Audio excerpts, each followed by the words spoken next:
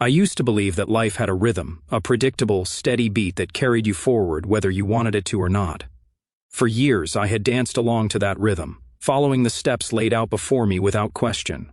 College, career, marriage, fatherhood. Each moment fell into place as if it had been preordained, part of a pattern I never thought to challenge.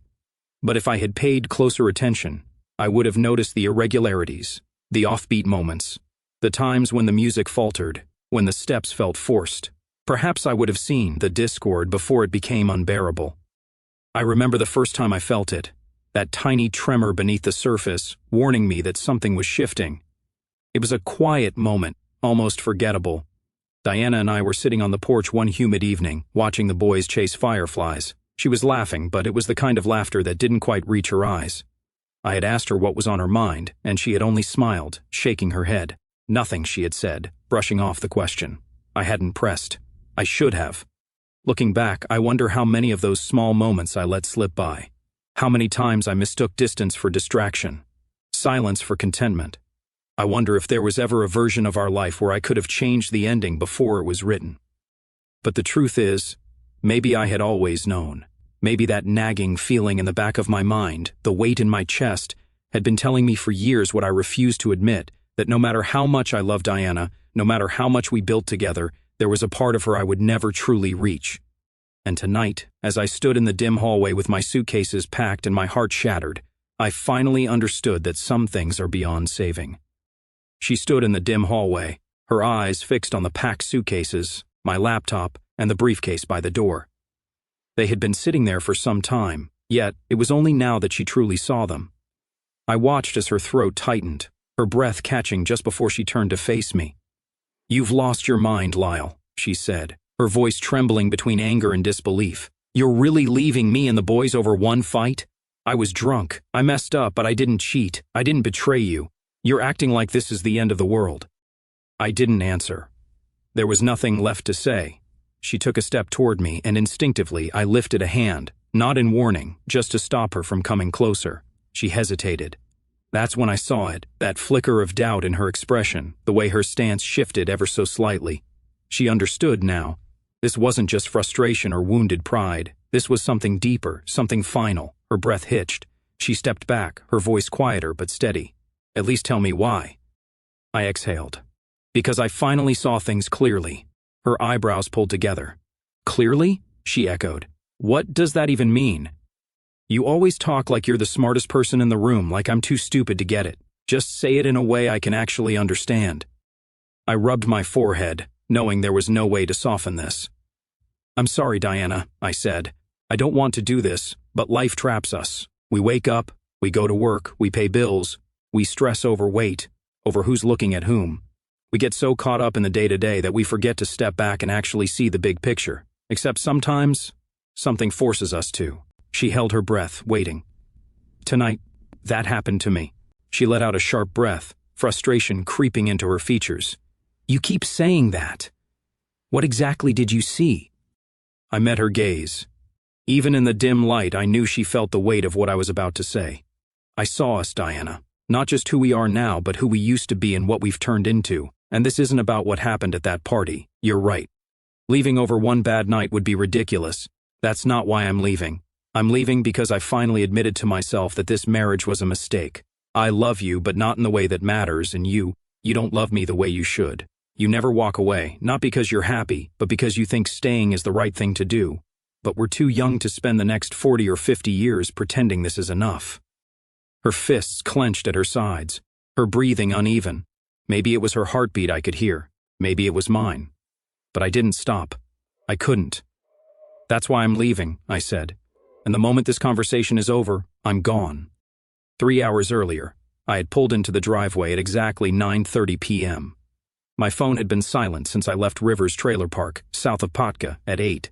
Diana and what felt like half her extended family had been drinking and dancing, just like they did every month, just like they had for the last 8 years. Our house in Jacksonville, a city of 1 million people, was dark except for the flickering glow of the automatic yard light. As I dragged myself up the driveway, exhaustion settled deep into my bones. It had been a long night. I felt closer to 74 than 34.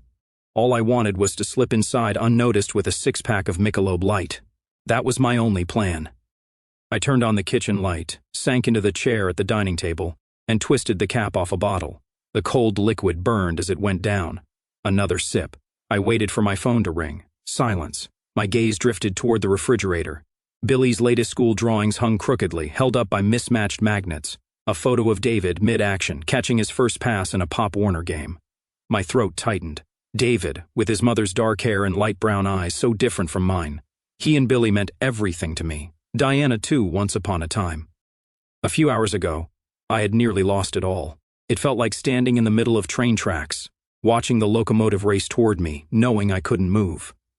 I took another sip, then let my head rest against the table, just for a moment. Then I finished the bottle, stood, and headed upstairs. I pulled out the suitcases Diana and I had used on our last cruise to the Bahamas. I packed shirts, slacks, jackets, my razor, a toothbrush, my meds, everything I needed to start over. Leaning against the dresser, a wave of nausea threatened to rise. I swallowed it back. This wasn't just a trip, it was an escape, and I wasn't coming back. If I thought about it too much, I'd hesitate. So I didn't. I just kept moving, one item at a time. I grabbed my laptop, my briefcase, and the work I needed for college. I carried it all downstairs, stacking everything near the dining room where it wouldn't be immediately visible unless someone stepped inside. Then I picked up the six-pack, now missing one, and went into the office. The hallway curved right, leading to a small office space. I sank into the armchair at the far end, setting the Michelob on the glass coffee table behind me. A floor lamp stood unlit. I climbed onto a chair and adjusted the central light bulb so that even if someone flipped the switch, the room would stay dark. Satisfied, I leaned back, letting the weight of the house settle over me, a house that had never really felt like home. I opened another Michelob and took my time drinking it. At 11 p.m. my phone lit up. Diana. The small screen of my old Nokia flip phone glowed in the darkness. I let it ring. 3 minutes later, a voicemail. I ignored it. Another call, then another. 3 minutes past 11, Diana again. Then her father, her brother, her sister, then Diana once more. If I still had the energy for it, I might have found the relentless calls almost funny. But whatever part of me once laughed at things like this had burned out long before, and I wasn't sure I'd find anything amusing again for a long time, if ever. The house phone rang, then my cell, then the house phone again. I finished my second beer and cracked open a third. I had already lost everything, but part of me still clung to the impossible idea that maybe, just maybe, I could turn back time, could undo tonight. But deep down, I knew the truth. This wasn't just about tonight. It had been unraveling for years. Fixing it would mean rewriting the last 8 years of my life, and that wasn't possible. The November air carried a crisp chill, cool, but not biting. Just beyond the large party tent, the RV park near Lake Co stretched out, nearly deserted, ideal for Richard Carter and his family's raucous monthly gatherings. No nosy onlookers, no law enforcement, just blaring music, endless booze, and a crowd eager to shake off the weight of the week. Richard and his wife Ricky had raised 9 children, 8 of whom were still living. Whenever their entire extended family and close friends came together, the turnout easily exceeded 100 people. Richard, who had built a successful paving business and amassed a small fortune, took pride in hosting these legendary Saturday night celebrations.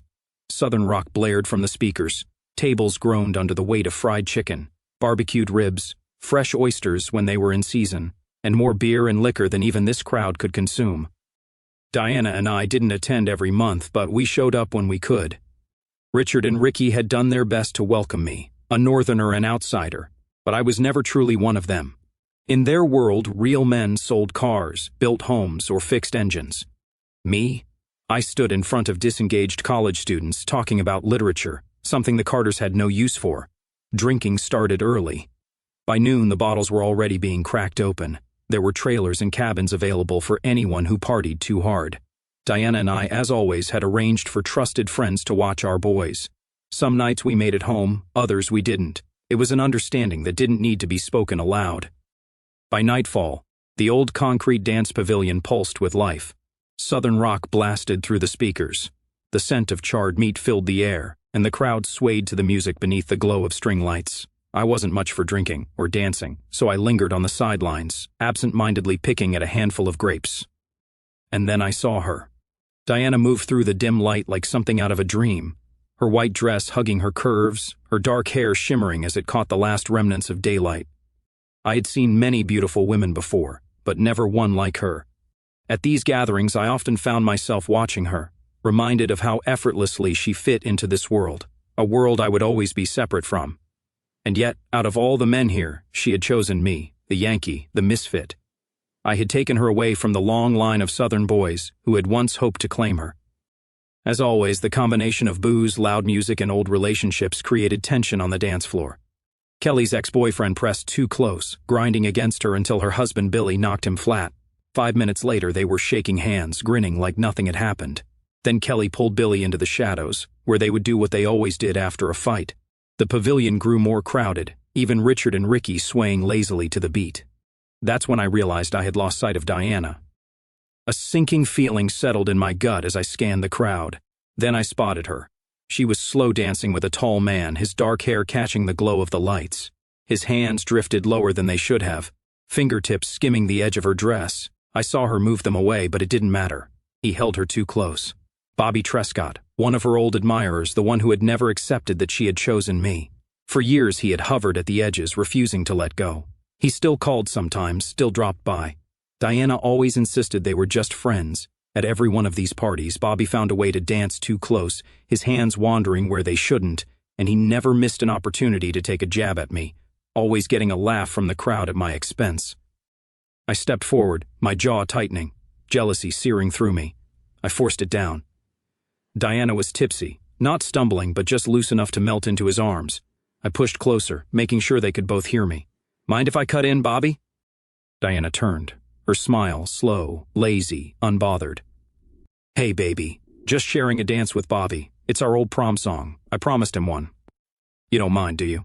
Bobby smirked, and just to make sure I saw, his left hand slipped beneath the fabric of her blouse, brushing over her chest.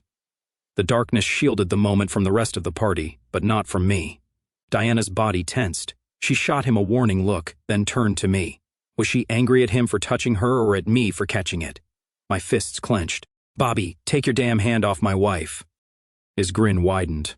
"Or what, Lyle?" "Jesus, what kind of name is Lyle? Sounds like something you call a little girl." He stretched the syllables, mockingly. "Lyle. That's too damn funny." I hadn't thrown a punch in 20 years, but I squared my shoulders. "I don't give a damn about my name. Let go of my wife." Diana finally pushed him away. "Okay, Bobby, enough. Why do you always act like an ass around Lyle? He's my husband, he's not like you. You just want to bait him into a fight because you know you'd win. It's not fair." Then she turned to me. "And Lyle, I'm not a child.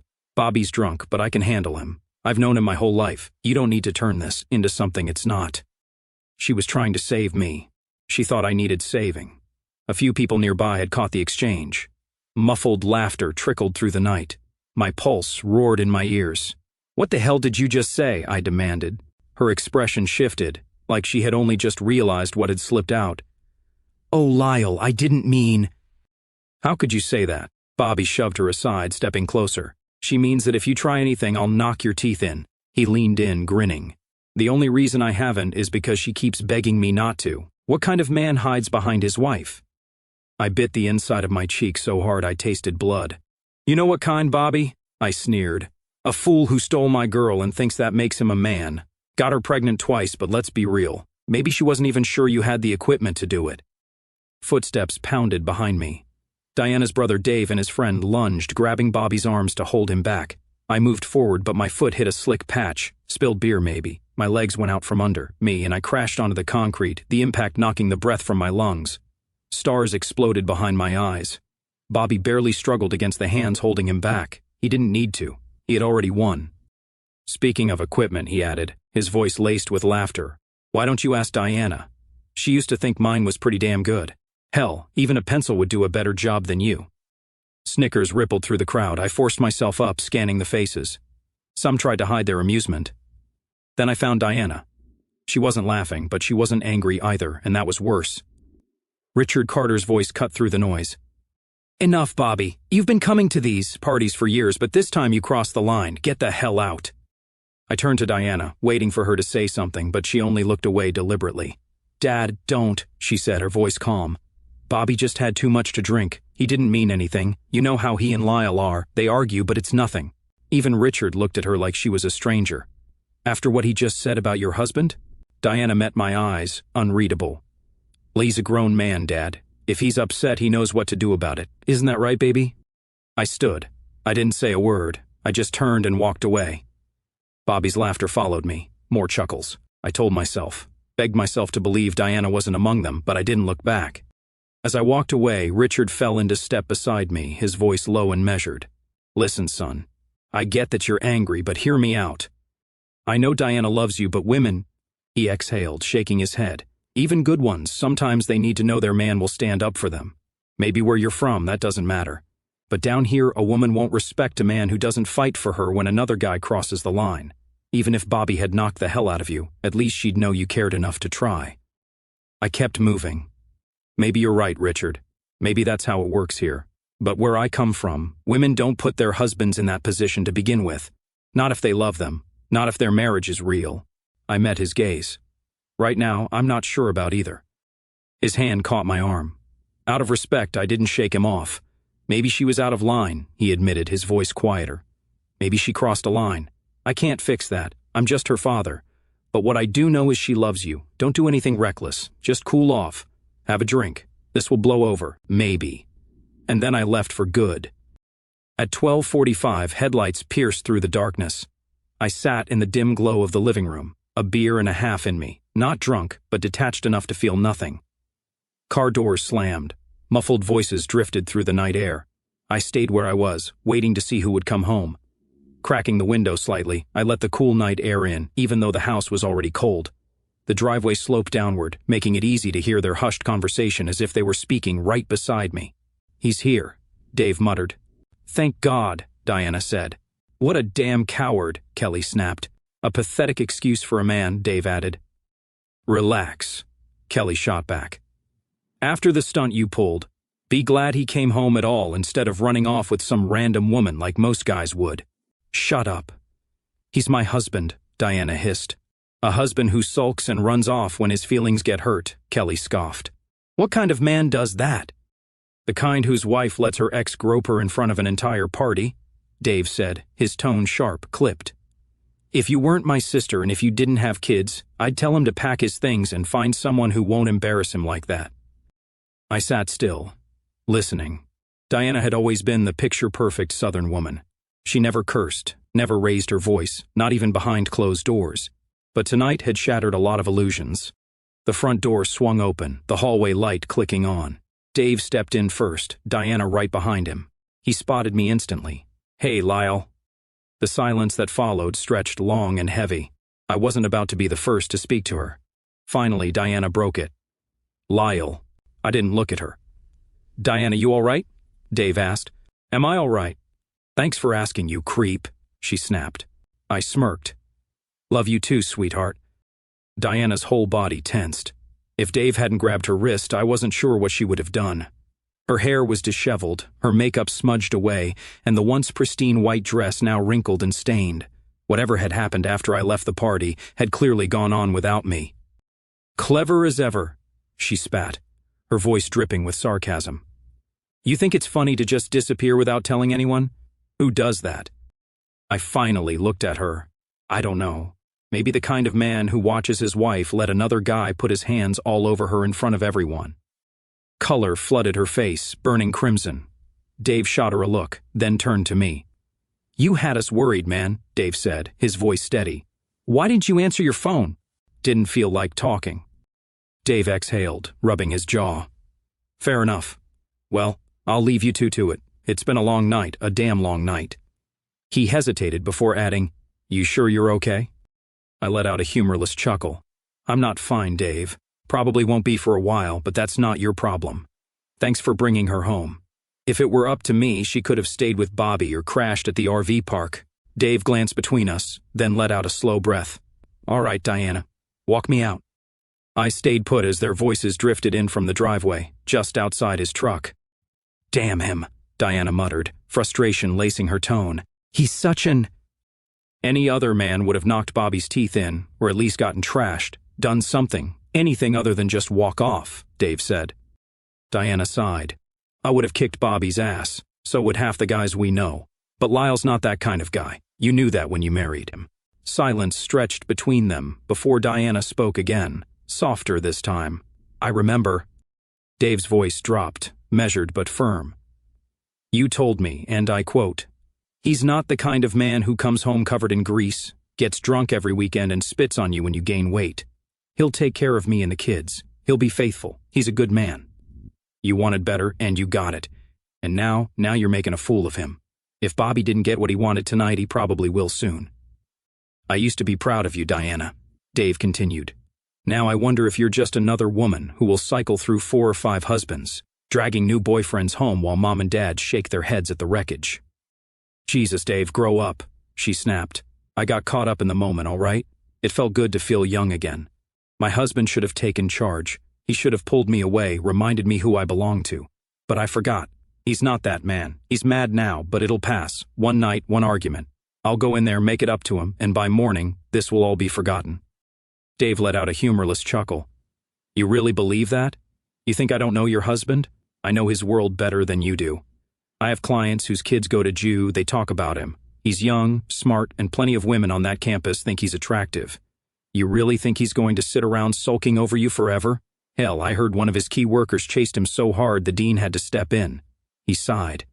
So go back inside, do what you think you need to, but if you lose him, trust me, Diana, he won't be alone for long. The conversation ended. Diana stood in the office doorway, unmoving. She didn't speak, neither did I. Then she took a step forward. I lifted a hand. Stop. Sit over there by the TV. A flicker of surprise crossed her face. She hadn't expected that.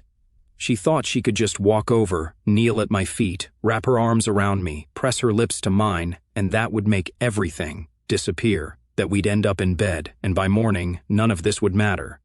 Not this time. She inhaled deeply, steadying herself.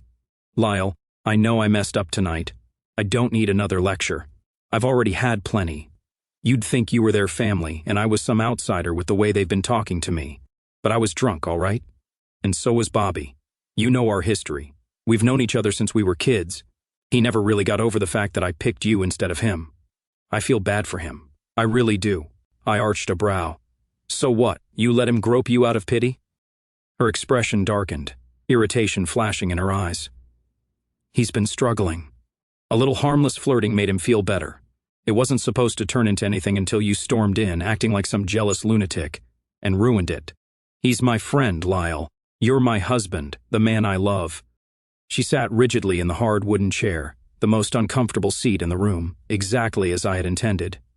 I don't want to change the subject, I said, my voice measured, but I have a question. I left that party around 8 o'clock. My phone didn't ring until nearly 11. I get that it was a big event, plenty of distractions, but 3 hours passed before anyone noticed I was gone. If we hadn't fought, you probably wouldn't have realized until morning. That says a lot about where I rank in your life. Her lips parted, anger flickering again. But then she hesitated. Something seemed to click. Her eyes widened slightly. Oh my God, Lyle, you don't know, do you? I crossed my arms. Oh no, what? She rubbed her arms like she was suddenly cold.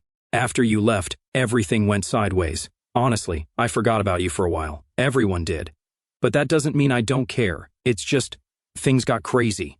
I didn't blink. Crazy how? She swallowed hard. After you walked off, I danced with Bobby. I was pissed. I know you're not the kind guy who throws punches, but God, this sounds so immature. It hurt that you didn't even try. If he had touched you, I would have been there, loving on you, taking care of you. That's what I wanted. But you walked away instead. So yeah, I was upset, and I danced with him. Her voice dropped lower. He was drunk. After a few songs, he disappeared. I assumed he went off to the lake or behind a cabin. I moved on, talked to some people, and honestly didn't give it much thought until I heard someone scream. She exhaled slowly. Everyone ran toward the water. There was a crowd around someone on the ground. I pushed through and... She hesitated. It was Bobby. His face was a mess, one eye swollen shut. Someone said his arm and a couple of fingers were broken. Dave and a few others were standing over him, arguing about calling the sheriff. Apparently 3 bikers jumped him, claiming we were making too much noise, disrupting their night. He fought back, but he was outnumbered. It was bad, Lyle. We called an ambulance, and the sheriff sent a couple of deputies to look for the guys who did it. After that, people started checking in, making sure no one else was missing. I let the silence stretch before finally stating the obvious. And still, it took 3 hours. Even after hearing that a bunch of violent bikers were roaming around, you didn't stop to wonder where I was. Diana bit her lip, looking away. Then it clicked. You weren't even there, were you? My voice was steady, but my chest tightened. You went with him to the hospital. Her eyes met mine, hesitant at first, then bold, defiant. He was hurt, Lyle. He was in pain. He asked me to go with him. And you couldn't say no, I said flatly. It was the right thing to do, she snapped. If you weren't so mad, you'd see that. Of course. An old friend, one you used to sleep with. Naturally, you had to be by his side. Her shoulders tensed. I took a step closer, my voice quieter now, but sharp. You slept with him, didn't you? She looked away for only a second before locking her gaze onto mine. Her voice was calm, deliberate. Yes, Lyle. And you already knew that. It was serious. We were together often. And if you must know, he was good. Great even. Does that make me some kind of hooker? What about you? You weren't a maiden when we got married. Should I resent every woman you've ever touched? I said nothing. That was the past. This was now. She continued. He asked me to go, so I went. I sat with him, held his uninjured hand while the paramedics worked. There were EMTs, people everywhere. Nothing happened. And even if we had been alone, it wouldn't have. Bobby respects me too much to try anything. I let out a short, humorless laugh. Did I say I was jealous? You don't have to, she murmured. I see it every time he's around. And I get it. If you spent time with a woman from your past, I'd feel the same way. Her tone softened. Did you even think about me? I didn't answer. She looked down. Lyle, that's not fair. There was so much going on. Bobby was hurt. People were scrambling, trying to figure things out. So, the answer is no. She didn't argue. When did someone finally remember I existed? Her voice was quiet. After they patched Bobby up, his brother came to pick him up. I rode back with Kelly and Billy. When I got here, Dad asked if I had seen you. I let out a slow, bitter laugh. That's great. Your father realized I was missing before you did. Her eyes glistened, tears threatening to spill. You're just trying to punish me now. I know I screwed up, and you want to twist the knife. Congratulations. It's working. She held my gaze, waiting. For what? I wasn't sure. A break in my anger, some sign of forgiveness, but I had nothing left to give. Well, I said flatly, at least we got everything out in the open. Her head snapped up. What? I stayed because I wanted to talk to you first. Now I can leave. Panic flickered in her eyes. Where are you going? You're not serious. We fought. Fine. It was a bad one, but I love you. People don't just walk away over one argument. What happened to you this morning? We were happy. What could have changed in less than a day to make you want to throw everything away? I didn't answer. Instead, I gestured toward the hallway where our children slept. Go. She hesitated for a moment before rising from the chair and stepping out of the room. I knew exactly what she would find. My bags, the laptop, my briefcase, everything packed and ready to go. A few seconds later, she returned, moving slower this time, shaking her head in disbelief, as if her mind refused to process what she was seeing. You're really doing this, Lyle? You're seriously leaving me and the boys over one argument? Her voice wavered between frustration and desperation. I was drunk, all right? I made a stupid mistake, but I didn't cheat. I didn't do anything that should make you throw our whole life away. You're acting insane. I didn't respond. She took a tentative step toward me, but I raised a hand, just enough to stop her from closing the distance. She froze, her shoulders tightening as she searched my face. Can you at least tell me why? Just give me that much. I met her eyes. I had a moment of clarity. She blinked, confusion flickering across her face. A moment of clarity? I sighed. God, Diana, she muttered, rubbing her temples. I swear sometimes I think you love making things sound more complicated than they are. I know you think you're smarter than me, smarter than my family, smarter than everyone here, but could you just once say something in a way I can actually understand? She wasn't wrong. I had spent years assuming my way of thinking made me superior. I never stopped to consider how alienating that was. I'm sorry, Diana, I said, and I meant it. I don't want this, but sometimes we get so caught up in the routine of life, getting up, going to work, paying bills, raising kids, worrying about little things like whether we're gaining weight or if our spouse is looking at someone else, that we forget to step back and see the bigger picture. We don't realize how far we've drifted until something forces us to. She held her breath, waiting. Tonight, I finally saw the truth. She shook her head, frustration deepening. You keep saying that, but what does that even mean? What did you see? This was the hardest thing I'd ever had to say because I knew once the words were out, there would be no going back. I was severing the life we had built together, shattering the future I had imagined with our children, with her. But she deserved to hear the truth. I saw us, Diana. I saw who we are now, who we used to be, and what we've become. And none of it had anything to do with what happened at the party. You're right. Leaving over one mistake would be absurd. That's not why I'm leaving. She swallowed hard, bracing herself. I'm leaving because I realized our marriage was a mistake. That I love you, but you don't love me, not the way you should. That I will never, and likely never could, be enough for you in the way you need. And that you, being a good person, would never leave me, even if you should. But we're too young to spend the next 40 or 50 years trapped in something that isn't right. Tears slipped down her cheeks. She wasn't just crying for herself. She was mourning the life we had built, the one we were about to lose. And in that moment, I knew she did love me, just not in the way I had always loved her. How can you say that? She whispered. How can you be so cruel? I met her gaze, my voice steady. Answer 2 questions, and if I'm wrong, I'll stay. A flicker of fear crossed her face, like she already knew what was coming. Have you ever cheated on me, Diana? Have you been with another man since we got married? She didn't say a word, but she didn't need to. Her silence told me everything. Thank you, I murmured. That's why I still love you. You could have lied. You could have spun a half-truth, but you won't lie to me because you know the truth would destroy me. And we both know what the truth is. Silence had never felt heavier. And the second question, are you in love with me? Tears pooled in her eyes. Lyle, I love you. How can you even ask that? You're my husband. That's not what I asked. She hesitated. You love your parents, our children, your siblings. You'd do anything for them. But being in love is something else. It's when just being near someone makes your heart race. When their touch sends a shiver through you. When you crave them, dream about them, need them. That's how I feel about you. A sob caught in her throat. I don't know if you ever felt that way about me, I continued. Maybe you did once, but I know you don't now. You care about me, but not in the way a wife should love her husband. She shot up from the chair, moving toward me with fire in her eyes. Is this about sex? Is that what this is really about? You're mad because I'm not some wild woman in bed? I stood, stepping into the light. She gasped, her face draining of color. Oh my God. I stared at her, my voice devoid of warmth. You never say my name when we're in bed, Diana. You've never sounded the way you did with someone else. You just let me do what I do. Do you really think I haven't noticed how little you want me? She stopped moving, hesitated, then reached out, her fingers trembling as they brushed against my face, tracing the swollen flesh around my nearly swollen shut eye. I knew what she was seeing, bruises and shades of deep purple fading into sickly yellow, a split lip swollen and cracked. Her breath hitched. Oh my God, she whispered, horror creeping into her voice. They got to you too. Why didn't you go to the hospital? I tried to smile, but even that small effort sent a sharp wave of pain through my face. Judging by the way her expression twisted, I must have looked as bad as I felt. You should see the other guy, I muttered. Understanding dawned in her eyes. Horror shifted into something else, realization.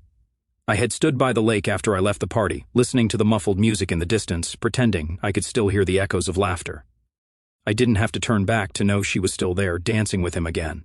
I could have gone back, faced Bobby, settled it right then and there, and I would have. I'd taken plenty of attacks before, back when I was a scrawny kid running wild on the streets of South Boston trying to keep up with boys who had no patience for someone weaker. I had fought, lost, learned how to take a punch, how to survive. But I had never once felt as knocked down as I did now, because this wasn't about fists or broken ribs. This was about knowing, deep down, that the fight had been over long before tonight. Taking a beating wasn't what scared me. That wasn't what held me back. It was the way she looked at me when she challenged me, daring me to react to Bobby's provocations. The way she let him touch her, hold her, move his hands over her like he had every right. Somewhere deep down, I had always known. I had ignored it, pushed it away, but now I couldn't. She had given herself to him once, and no matter how much time had passed, that part of her life had never truly belonged to me. How do you build a life on something that was never real? I leaned against a tree, staring up at the heavy clouds blanketing the sky, wishing I could rewind time and undo what had already unraveled long ago.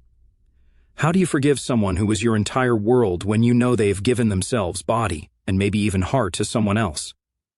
Had they mocked me? Had she really said I was nothing more than a joke to her? The sound of stumbling footsteps snapped me back to the present. Someone was crashing through the brush, their boots scraping against the roots and gravel. I already knew who it was before I turned. I hadn't planned to do anything. Fighting was pointless. Throwing fists didn't fix betrayal, so when I punched him, I was just as surprised as he was. My fist connected with his jaw, sending him sprawling. The sound he made wasn't a cry, just a sharp exhale as the impact took his breath away. Before he could react, I pushed him away with enough force to make him stagger. His body jolted from the blow, and this time he let out a deep, guttural groan. I swung again, aiming for his groin, but he twisted at the last second and my boot glanced off his thigh instead. He reached out blindly, grabbed my leg, and yanked me off balance. I fell to the ground hard, my back slamming against the dirt, but I pushed up onto my elbows fast. My vision adjusted to the dim light just in time to see him rising. My college ring must have sliced open his skin.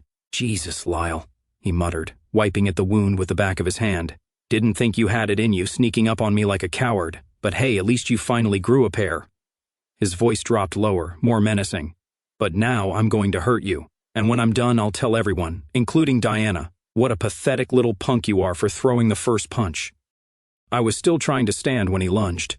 His full weight slammed into me, knocking me flat. His fist came down like a hammer, cracking against the side of my skull. I never even saw it coming. A high-pitched ringing filled my ears, and my left eye blacked out completely. My breath hitched, thick with the taste of copper. Then another punch, harder. The world tilted. I couldn't see, couldn't think. Had he blinded me? I felt him shift above me, adjusting his weight, getting ready to end this. But instinct, or maybe sheer desperation, kicked in. I twisted my head just as his next punch came down. His fist glanced past me, and the momentum sent him staggering. That was my chance. I rolled away, scrambled to my feet. My ribs screamed in protest, but I forced myself upright. Bobby was already pushing himself up, but just as he got to his knees, I drove my boot into his face. His head snapped back, a sickening crunch beneath my heel, and he collapsed onto his back, groaning. I went for another kick, but he was faster than I expected.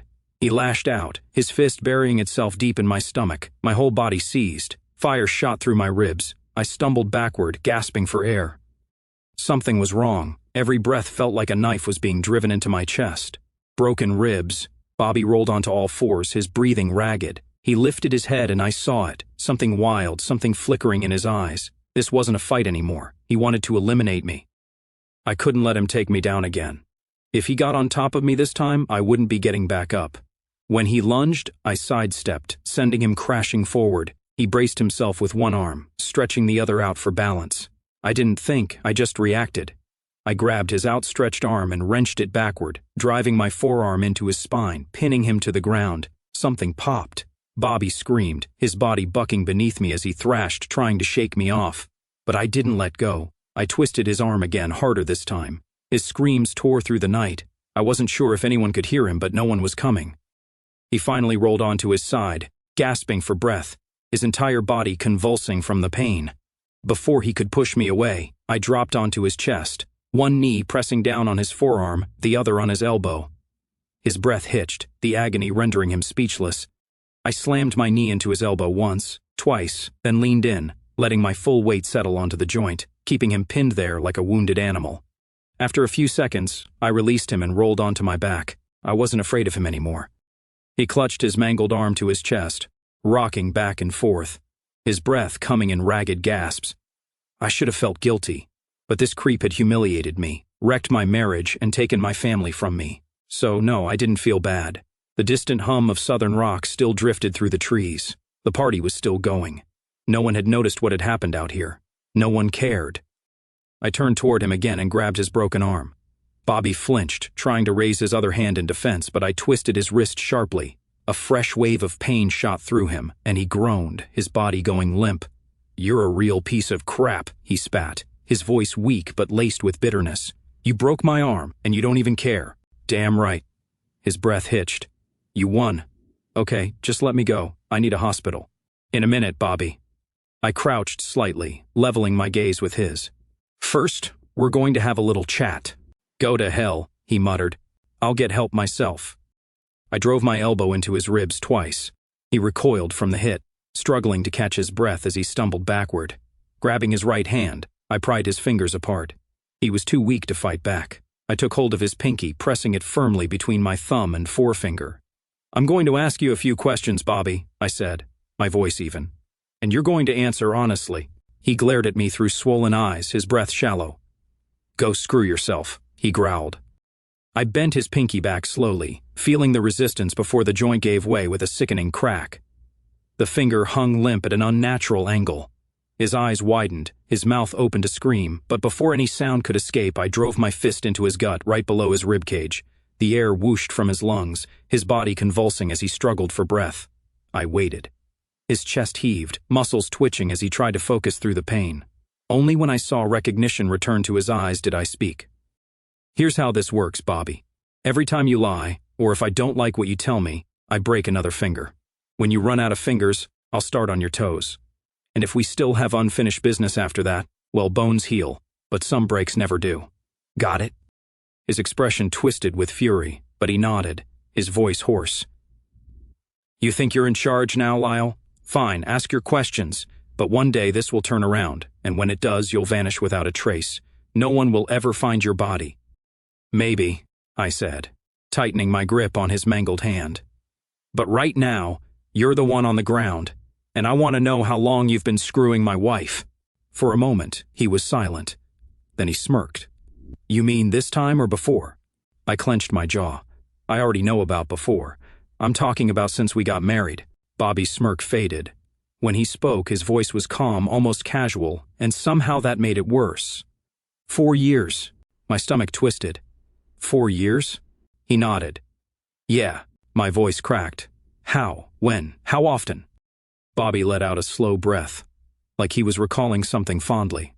"I never stopped wanting her, Lyle. From the day she married you, I tried everything. Dropping by her work, showing up at her house, looking sad, cracking jokes to make her laugh. But she never gave in. Drove me crazy." His bruised face contorted into something resembling a smile, but it wasn't one. "Then, about 4.5 years ago, we ran into each other at a gas station. Random. No flirting, no teasing, just her asking if I wanted to grab a coffee. That first time, nothing happened. Or the second, or the next 6 months. But she kept coming to me." I barely breathed as he continued. "And then one night, she showed up at my place. And, Lyle, she was a different woman. Wild, like she'd been starving. She wanted it, wanted me. She wasn't shy, wasn't hesitant. She didn't hold back." His voice thickened with something like satisfaction. God, it was good. A fresh jolt of pain racked his body, cutting off his words. He coughed, spat onto the ground, then continued. "I figured she'd leave you after that. The next day, I showed up at your house, went to grab her, and she slapped me across the face, screamed that she'd call the cops, have me arrested. I wanted to kill her." His breath hitched, his whole body trembling with the memory. I was furious. She was just a liar, a cheating liar. He exhaled sharply, then continued. "I stayed away for 3 months, tried to move on, but one night, out of nowhere, she showed up at my door. Didn't say a word. Walked straight inside, straight to the bedroom. We didn't leave for 2 days. She told me you had taken the boys to Massachusetts to visit your mother. Said you'd be gone a week. We spent 5 days together. 5 days, Lyle." He shook his head, staring past me like he was lost in the memory. I thought she was finally mine again. His expression darkened. "But as soon as you got back, she shut me out. When I'd run into her, she'd be polite, friendly, but distant. No touching, no signs that she still wanted me. And that's how it's been for 4 years. Every few months, she'd come back to me. We'd spend a day or two tearing each other apart. Then she'd go home to you, acting like nothing ever happened." The weight of his words crushed me. This wasn't a moment of weakness. This wasn't one bad decision. 4 years. For 4 damn years, she had played the devoted wife while slipping away to him whenever she craved something else, something I couldn't give her. Bobby screamed, his body spasming violently beneath me, but I didn't let go. "Sorry about that," I muttered. "Guess I wasn't paying attention." His reddened eyes met mine, filled with a deep, unspoken resentment. "I'm going to make you suffer, Lyle." I barely heard him. My ears were ringing, my breath coming in uneven gasps. I didn't want to know more, but I had to. It was like pressing a blade into an open wound, knowing it would only deepen the pain, but unable to stop. I reached for his third finger. He tensed, considering whether to fight back, but then he slumped, defeated. He knew he couldn't stop me. She stayed with me for the money. That's all it was, right? I said, my voice eerily calm. Bobby let out a low, ragged laugh. You really don't get it, do you? I squeezed his finger. Then explain it to me. He coughed, his breath wheezing through his split lip. She never needed your money, dumbass. I work construction. I make damn near what you do, and in a few years her parents will split their estate. She'll be richer than you could ever dream. I clenched my jaw. Then why? His smile returned, laced with something sinister. Because she loves you, idiot. I stared at him, my grip tightening. She loves me, and that's why she sleeps with you. He chuckled, wincing at the pain. Jesus, you still don't see it. She tries to be faithful, she really does. But then it builds up inside her, frustration, boredom, and when she can't take it anymore, she screams for it. So she comes to me, and I give her what she needs. He continued, smirking up at me. She once told me she could fall asleep while you were on top of her. That's how exciting you are. You put her to sleep, Lyle. But me? I make her scream. Rage boiled in my veins. For the first time in my life, I wanted to kill someone, and maybe for a few seconds I thought I actually would. Instead, I settled for another snap, his fourth finger breaking under my grip. His body writhed in agony, but I pressed my other hand against his throat, muffling his cries. When he finally stilled, I let go, wiping the sweat from my brow. Bobby gasped for breath, eyes wide with panic as he saw me reach for my belt buckle. Please, he choked. I tilted my head. Please, what? He was trembling now, real fear creeping into his broken voice. You know, Bobby, I whispered, tightening my grip. I might not have been enough for Diana, but I can promise you one thing. You're never going to be enough for anyone ever again. His breath hitched as my fingers curled around my belt. You remember that guy? I continued, voice calm. The one whose wife got creative with a kitchen knife? They stitched him up, but let's just say things were never the same again. I leaned in, my voice dropping to a whisper. I wonder what the fish in the lake would make of you, Bobby. Maybe I should find out. For the first time, Bobby was truly afraid. His voice cracked, his breath coming in ragged gasps. He actually believed I was capable of doing it, and for one dark, sickening moment I thought I might. Then nausea crept over me. What the hell was I doing? Mutilating a man because I couldn't measure up to what my wife wanted, because I couldn't satisfy her. He wasn't the one who had betrayed me. She was. He had only done what countless men before him had done. The blame was on her. I released him, stepping back as he curled into himself, instinctively shielding what I had threatened to take. My head was pounding, my body screaming in pain, but I forced myself to walk away. His voice followed me. You really think I'm the bad guy here? He muttered, shaking his head. You act like I'm the one who turned your whole world upside down. His voice shook, not from pain, but something raw. Something broken. You were the one who ruined everything, he continued, his tone rising with every word. She was supposed to be mine. She was going to marry me, Lyle. She would have. Those boys of yours, they should have been mine. She loved me, or she would have. We were together since we were kids. We were good together. We burned for each other in ways you'll never understand. Then you showed up with your fancy words and your stupid books, talking about things she'd never even dreamed of. You tricked her into thinking she belonged in your world. I stopped walking and turned to face him. You absolute fool, I said, shaking my head. I was the best thing that ever happened to her, and you've never been able to get over the fact that she chose me instead of you. A bitter, broken chuckle rattled from his throat. Maybe you're right, Professor. Maybe I never did get over it. His swollen lips curled into a smirk. But look at her now. She tried, man. She really tried to love you. She tried to pretend she could live without passion, tried to be the wife you needed her to be. And me? I had to hide in the shadows, waiting for her to remember what she really wanted. And you, poor creep, you'll always be second place. Every time you touch her, every time she closes her eyes, you'll wonder who she's really thinking about. And you know what? Maybe you'll even learn to live with it. I turned away, leaving him there, writhing in agony on the cold ground.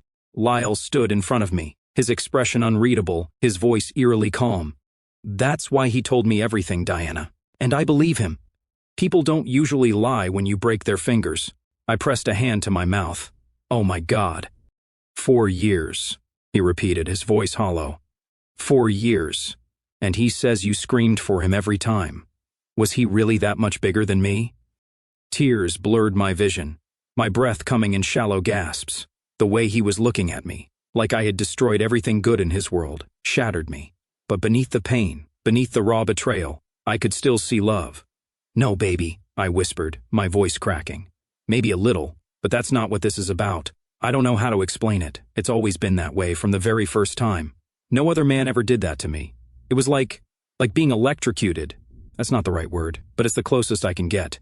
I wiped my eyes, shaking my head, and I thought maybe if I told you that I felt something was missing, we could have fixed it. Tried something new. I don't know, pills, toys, anything. But how? How could I tell the man I love that another man made me feel things he never could? No one's ego could survive that. His jaw tightened. Then why didn't you leave me if he was everything you wanted? Because he wasn't, I whispered. The sex, yes, but love, no. That was always you, Lyle. His gaze softened for the briefest second, and then he reached out, brushing a tear from my cheek. I know you love me, he said quietly, but you're not in love with me. And that's the difference. I choked on a sob, shaking my head in denial. But it wasn't enough. Nothing I said would ever be enough. I stood frozen as I watched him move through the house, packing his things, his suitcase, his laptop, loading them into the car with quiet efficiency. When he came back inside, I was still standing there, my arms wrapped around myself. I lifted my hands, reaching for him, but they just hovered in the space between us, trembling. I don't want this, I whispered. Please, baby, we can fix this. There has to be a way. There isn't, he said simply. He leaned down, pressing his lips against mine. I tasted salt, his lips catching the remnants of my tears. When he pulled away, his voice was barely more than a whisper. Our marriage is over, Diana. I'll always be there for the boys. I want to be in their lives. But you and me, we're done. Because you hate me, I choked out. He looked at me then, really looked at me, and what I saw there made my heart break all over again. No, he said, his voice heavy with sorrow. I love you. That's what makes this so hard. He let out a slow, shuddering breath. But you can't bring something back to life once it's already dead. I covered my face with my hands as sobs racked my body. I didn't hear the door open, but I heard it close.